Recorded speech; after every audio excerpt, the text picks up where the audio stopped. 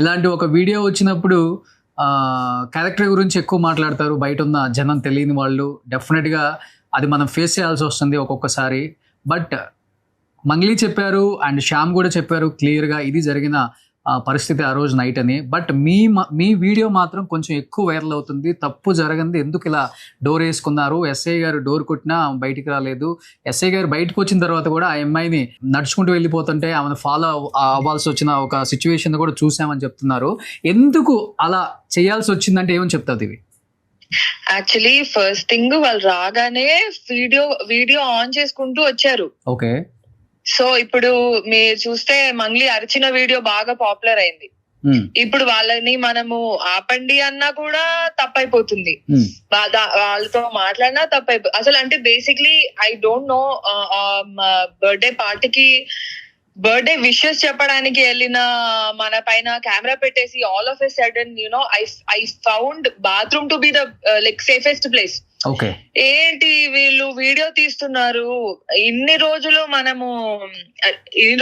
ఎంతో కష్టపడి తెచ్చుకున్న పేరు, అసలు ఎప్పుడు బయటికి వెళ్ళలేదు. మంగ్లీ అంటే క్లోజ్ ఫ్రెండ్, తన బర్త్డే కి అప్పటికి దూరం పార్టీస్ అంటే నేను అసలు వెళ్ళను. అలాంటివి 1 hour ట్రావెల్ చేసి అక్కడికి వెళ్ళిన తర్వాత ఎవరో సడన్ గా వచ్చేసి నాకు వెంటనే ఎవరు వచ్చారు, మీరు రూమ్ లోకి వెళ్ళిపోండి అనగానే నేను రూమ్ లోకి నడుచుకుంటూ వెళ్ళిపోయాను. నా వెనకాల ఒక అతను ఎవరో వస్తున్నారు, నాకు అర్థం కాలేదు ఫస్ట్ ఇనిషియల్ గా. అర్థం కాకపోతే వెళ్ళిపోయేసరికి ఇంకా వాళ్ళేమో అదే హైలైట్ చేశారు. ఎందుకంటే I don't know what to talk also. Okay. ఆ సెకండ్ నాకేం అర్థం కాలేదు రోషన్ గారు. పరిస్థితుల్లో ఎవరికైనా అలానే ఉంటుంది. నాకు అంటే ఎందుకు వచ్చారు, ఎవరు వచ్చారు, ఏమైంది, ఎందుకు ఇలాగ చేస్తున్నారు, నాకేం అర్థం కాల ఆ సెకండ్. బేసిక్లీ నాకు ఏంటంటే నువ్వు వీడియోకి కనిపించకు, అంతే సింపుల్. నా మైండ్ లో ఉన్నది ఏంటంటే ఇప్పుడు అన్నెసెసరీ ఫుటేజ్ నేను ఇవ్వకూడదు. ఓకే.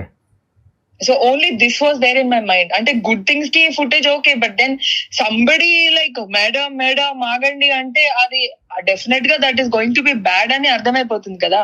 ఓకే. కానీ బయటకు వచ్చిన తర్వాత డోర్ కొడుతుంది ఎస్ఐ గారు అని కానీ ఎవరు అని కానీ నాకు తెలీదు. అప్పటిదాకా నాకు ఫీమేల్ వాయిస్ కాదు, మేల్ వాయిసే ఉండింది. అయ్యో, ఫీమేల్ ఉన్నారు అని తెలీదు. నేను అప్పటికి లోపల I was sitting in the washroom just to skip all this. అయితే ఎవరో వచ్చి వాష్రూమ్ వెళ్ళాలేమో పాపం అర్జెంట్ ఏమో ఎవరికైనా అని నేను డోర్ తీసి కూర్చున్నాను.